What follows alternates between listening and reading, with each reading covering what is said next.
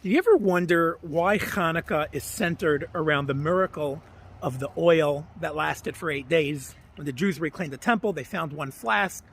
We all know the story. It was only supposed to be enough to last one day, and it burnt for 8 days. Why is that enough of a reason for us to commemorate Hanukkah like we do thousands of years later? It doesn't seem to be a miracle that impacted future generations. It helped that generation to be able to fulfill the mitzvah of lighting the menorah in the Beis HaMikdash. But it's not like that miracle ensured the survival of the Jewish people. What is the lesson to us thousands of years later that it's so important for us to light the menorah? I saw a powerful idea from the Lakewood Rosh Yeshiva, Rav Aaron Cutler. He said that the reason why the Jewish people were able to persevere through that difficult time period of the Hanukkah story is because of a group of Jews that were willing to risk it all to learn Torah. The Greek Empire had banned Torah study, and Jews would gather in small groups in the forest and caves, and they would hide out and secretly learn Torah. And when the soldiers came, they played dreidel. They quickly took out their dreidel. That's why we play dreidel thousands of years later, because they risked it all to learn Torah. And they represent the pach shemen, the small flask of pure olive oil.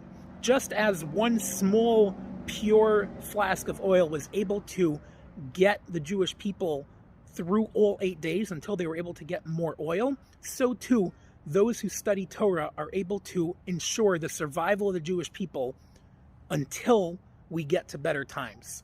And this was such a powerful message for us to learn before we went into this long and difficult exile that we're in now. The message is there will be times throughout the generations that there will be a threat to Jewish learning. But if there will be a small number of Jews who will make it their priority to study Torah, their merits will allow the survival of the Jewish people to get to better times. I know now, thankfully, we live in a time where there isn't an open physical threat to Torah learning. But I think this message is still so important for us to think about. Those who are the pach shemen, the Torah toilers, who dedicate themselves to learning Torah, are the reason why we've survived through this long exile as a people. And for us, for the rest of the Jewish people, we should have this realization that those who study Torah, they're the beating heart of the Jewish people. They're the reason we've survived so long, and we should respect them for that and be proud of them for that and encourage them for that. This is Reb Aaron Cutler's message. I think we could take this one step further. On a more individual level, I think we're all a microcosm for this reality. We all have a part of us that just want to live our lives. We want to work. We're taking care of our families. We're busy. And we don't always feel that we have the time to be dedicating ourselves to Torah learning.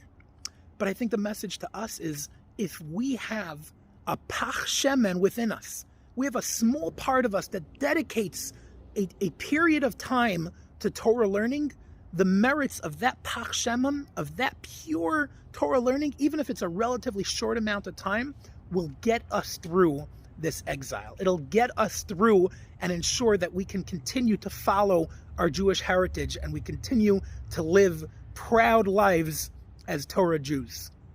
I think this is the message for us, to focus on Hanukkah, to rededicate ourselves and commit ourselves to Torah learning. The Jacksonville Kollel is proud to hold the torch of Torah study. We're proud to be a place where you can come by so many hours of the day and night and experience exciting and passionate Torah learning. But of course, Torah study is not the rights of Kollel rabbis. Torah study is the privilege of each and every Jew. And I'm excited to tell you about a new initiative that we're going to be starting here at the Kollel. And we couldn't think of a better time to start this than on Hanukkah. It's called Kollel Cafe. And we're going to be offering a gourmet, delicious breakfast for anybody who comes by during the morning hours of our first Seder, which is between 9:15 a.m. and 12 noon. Come join us for some Torah learning. Enjoy a delicious breakfast, whether you're learning on your own, you want to learn some Parsha or Daf Yomi, or any of the thousands of books and Sfarim that we have here at the Kollel. You can bring a Chavrusa, listen to an online share. Whatever Torah learning you might be doing, the atmosphere of the Kollel in the morning is an amazing place to do it.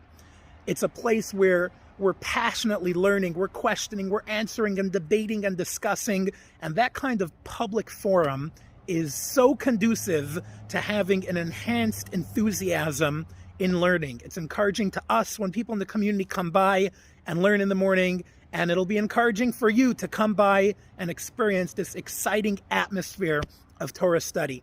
So whenever you might have a few minutes, if your schedule allows for it, or maybe you can't fit it in your schedule now, but just keep in mind, any day that you might have a day off, an hour, a half hour, any time in that window, come by. We're looking forward to greeting you personally with a warm smile and a fresh breakfast. I'll be a nest, I'll be a bright light, I'll be a miracle, I'll be a miracle of light, I'll be a nest.